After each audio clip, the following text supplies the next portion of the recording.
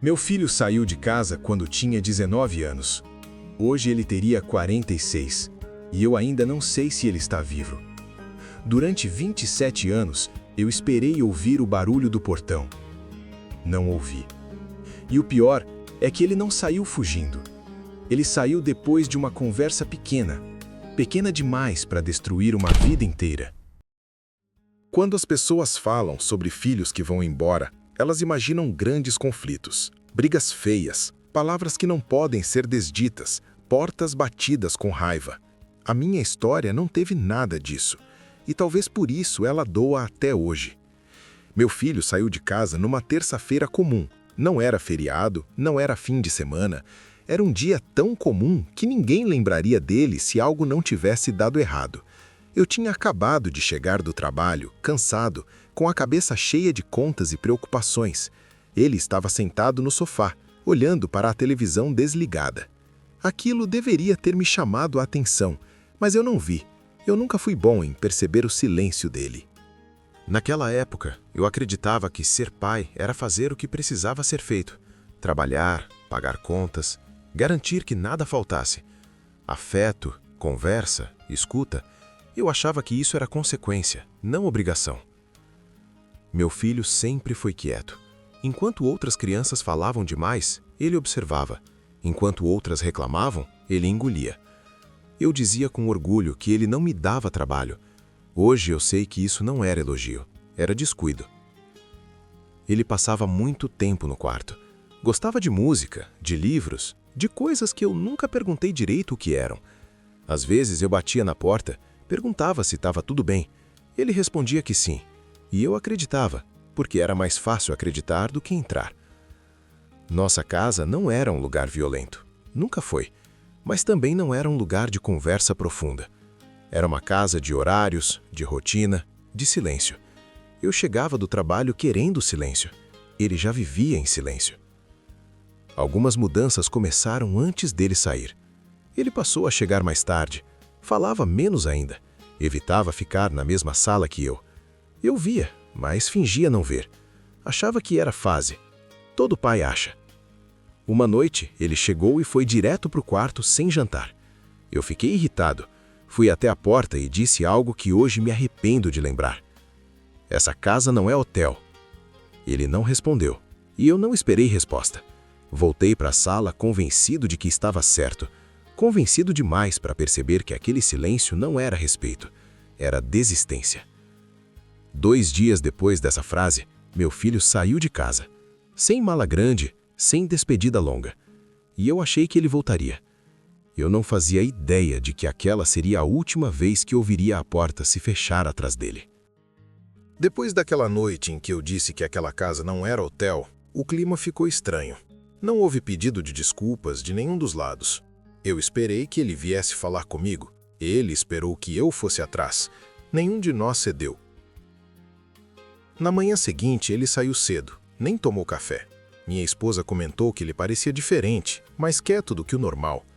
Eu respondi que era coisa da idade, que jovem sempre acha que o mundo está contra ele. Falei isso com uma segurança que hoje me assusta. Passei o dia inteiro no trabalho com aquela sensação estranha no peito. Não era preocupação clara, era incômodo. Algo que eu empurrei para o fundo da cabeça, como sempre fiz.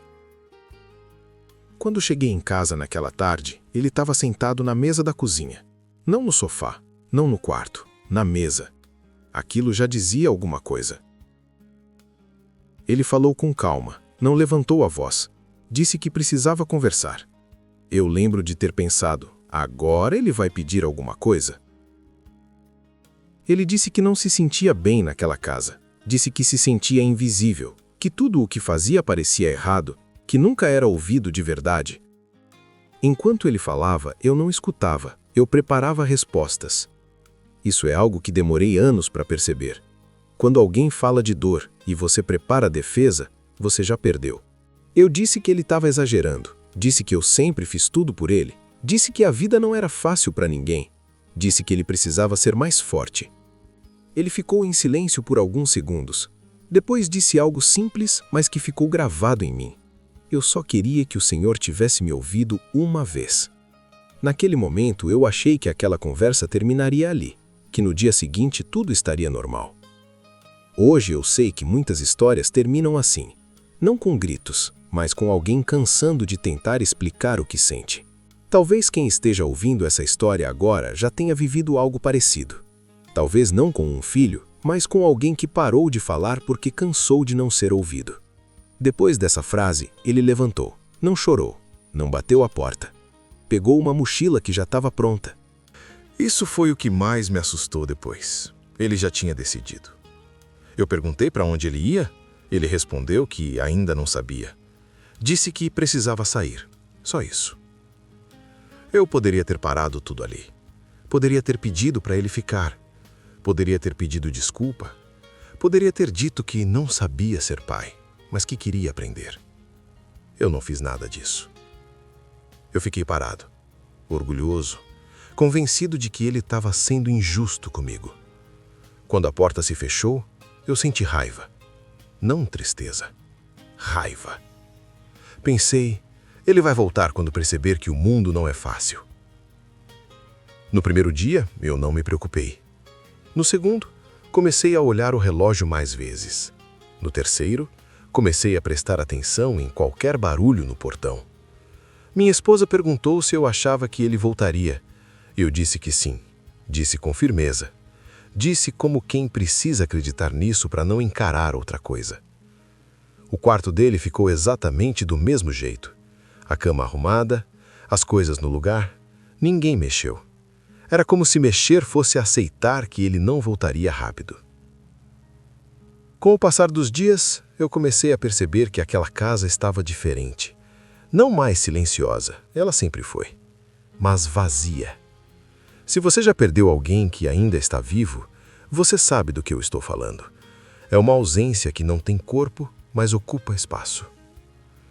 Depois de algumas semanas, a vida tentou voltar ao normal. Trabalho, contas, rotina. Eu dizia para mim mesmo que aquilo era só uma fase, que ele precisava de tempo, que logo apareceria. Às vezes eu ensaiava o que diria quando ele voltasse. Pensava se seria duro ou se fingiria que nada tinha acontecido. Nunca pensei em pedir desculpa. Não naquela época. O telefone tocava e meu coração disparava. Não era ele. Nunca era. O que eu não sabia é que enquanto eu esperava dias, depois semanas, o tempo estava começando a fazer algo que eu nunca mais conseguiria desfazer. Ele estava passando. O primeiro ano foi o mais confuso. Não foi o mais doloroso, foi o mais enganoso. Eu ainda acreditava que aquilo era temporário, que ele precisava de um tempo longe de casa para aprender alguma coisa. Eu dizia isso para os outros. Dizia isso para mim mesmo. Nos primeiros meses, eu ainda colocava comida a mais no prato. Era automático. Só percebia quando sentava à mesa e via o espaço vazio. Minha esposa parou antes de mim. Eu continuei por muito tempo, como se aquele prato fosse um convite silencioso para ele voltar. Datas começaram a doer. O aniversário dele passou sem ligação. O Natal passou sem notícia. No Ano Novo, eu fiquei acordado até meia-noite esperando uma mensagem que não veio. Mesmo assim, eu ainda dizia, ele vai aparecer.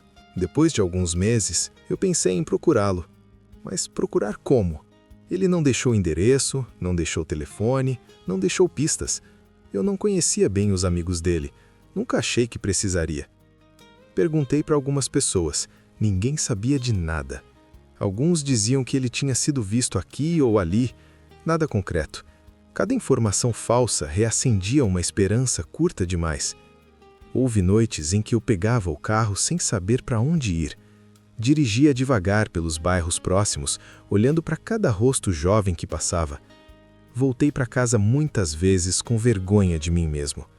Vergonha por estar fraco, vergonha por precisar dele mais do que eu admitia.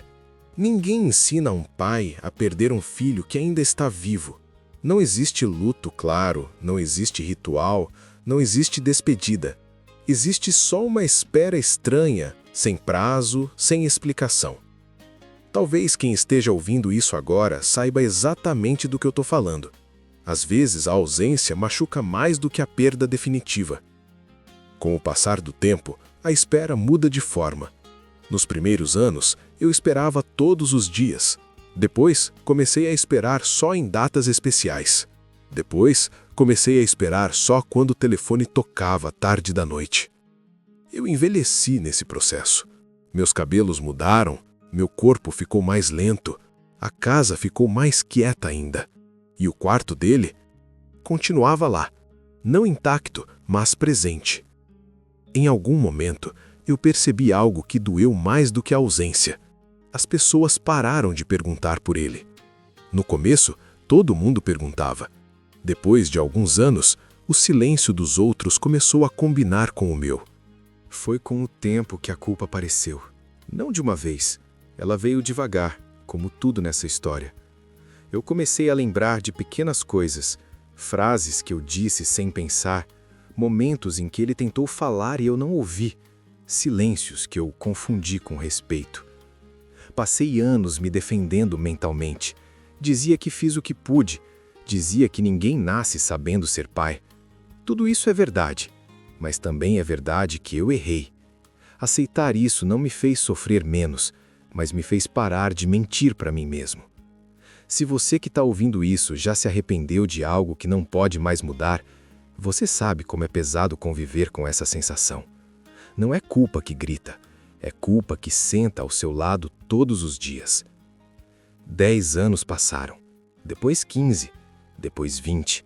Em algum ponto eu parei de contar em meses, passei a contar em anos, e isso muda tudo. As pessoas começaram a me perguntar se eu ainda esperava. Eu respondia que sim, mas a resposta já não tinha a mesma força.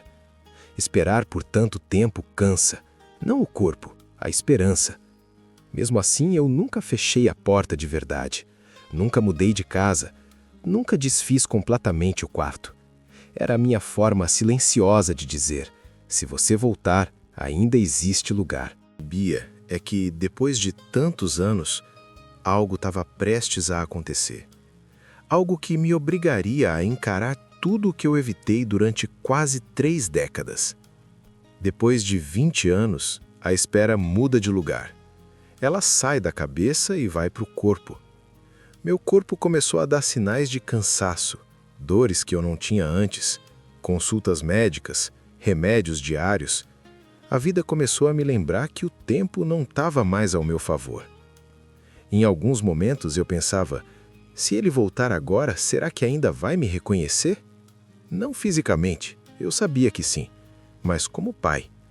Porque eu já não era o mesmo homem, e ele com certeza também não.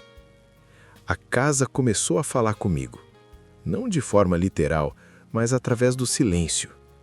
Eu sentava na sala e lembrava exatamente de onde ele ficava, onde largava os sapatos, onde deixava a mochila. Pequenos detalhes que ninguém percebe, mas que ficam gravados quando alguém vai embora. O quarto dele começou a mudar sem que eu quisesse. Primeiro a poeira, depois o cheiro, depois o tempo. Nada foi mexido de propósito, foi o mundo seguindo em frente sem pedir permissão. Isso me fez perceber algo doloroso. Eu estava parado, mas tudo ao redor continuava andando. Teve uma fase em que eu parei de esperar todos os dias. Não por decisão, por cansaço. Eu ainda pensava nele, claro, mas já não corria para o portão a cada barulho. Já não olhava o telefone com o mesmo desespero. Aquilo me fez sentir culpa, como se eu estivesse desistindo. Mas não era desistência, era sobrevivência. A gente não aguenta viver 27 anos no mesmo nível de dor. Em algum momento, o coração cria defesas, mesmo que elas machuquem. Entre todas as perguntas que me acompanharam nesses anos, uma nunca me deixou em paz. E se ele precisou de mim e eu não estava lá? Essa pergunta não tem resposta, e talvez nunca tenha. Ela aparece à noite, quando a casa fica quieta demais, quando o passado parece mais próximo do que o presente. Foi num dia comum, como quase tudo nessa história. Eu não estava esperando nada. Já tinha aprendido a não esperar. O telefone tocou no meio da tarde. Número desconhecido. Eu quase não atendi. Atender números desconhecidos virou hábito ruim depois de tantos anos de falsas esperanças.